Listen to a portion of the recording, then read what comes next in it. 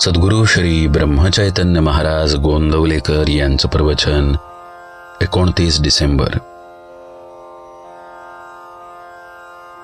मीपणाचे विसर्जन करून सुखदुःखातीत राहावे. भक्ती म्हणजे संलग्न होणे. विषयाकरिता आपण परमेश्वराची प्रार्थना वगैरे केली तर ती विषयाची भक्ती झाली. परमेश्वराची कशी होईल? मीपणा आला की संकल्प उठतात आणि संकल्पात्मक विषय तेच मनात येतात. मीपणा ठेवून परमेश्वराची पुष्कळ सेवा केली तरी तीत कमीपणा आहे. प्रपंचाचा त्याग करून बैरागी होऊन मठ बांधला, पण मठाच्या बंधनात पडला. देवाला दागिने घातले का? तर त्याचे रूप आपल्याला चांगले दिसावे म्हणून. चांगल्या कृत्यात सुद्धा मीपणा कसा लपून बसलेला असतो बघा. थोडक्यात म्हणजे मीपणाचे विसर्जन केले पाहिजे. साधू कर्तेपण परमेश्वराला देतात. वास्तविक आपण कर्ते आहोत कुठे? आपण कर्ते म्हटले, परंतु मग आपल्या इच्छेप्रमाणे गोष्टी घडतात कुठे? पण नसलेले कर्तेपण आपल्याकडे ओढून घेऊन माणूस सुखी किंवा दुःखी होतो.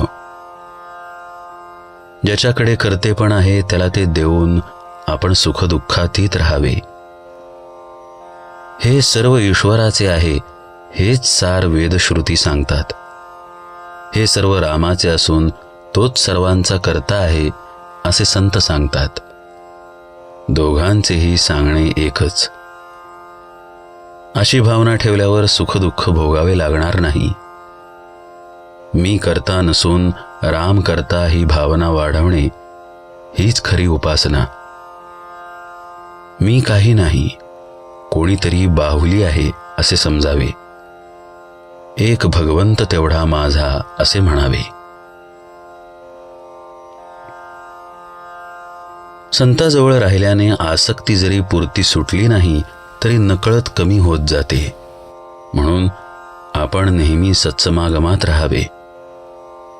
संगत आणि अभ्यास यांचा आपल्या मनावर फार परिणाम होतो. आपण हातात काठी घेतली तर उगीच कोणाला मारावेसे वाटेल. ही झाली काठीची संगत. आपण हातात माळ घेतली तर तिने जपच करू. माळेने आपण काही कुणाला मारणार नाही. आपल्या पोशाखात, वागण्यात, बोलण्यात सर्व ठिकाणी संगत आपल्यावर परिणाम करते. म्हणून संताचा सहवास नेहमी ठेवावा.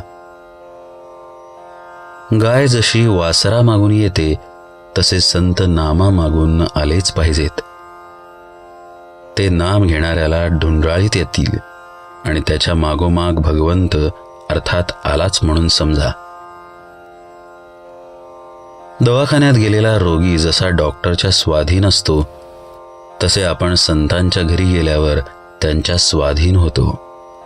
म्हणून संतांच्या संगतीत आपण गेलो की आपले कर्तृत्व संपले असे मानले पाहिजे. सत्संगतीने साधकाची वाढ होते. संतांना ओळखण्यासाठी अनुसंधानाशिवाय दुसरे साधन नाही. संतांना भक्तीचे व्यसन असते. ते नेहमी नामात असतात. संत हे भगवंता वाचून दुसरीकडे राहिलेच नाहीत. म्हणूनच ते संत झाले, म्हणजे देव स्वरूप बनले. भगवंताचे नाम सिद्ध करून देणे हाच संतांचा जगावर सर्वात मोठा उपकार होय. प्रापंचिक लोकांना परमार्थाला लावायला संसारी संतच खरा उपयोगी पडतो.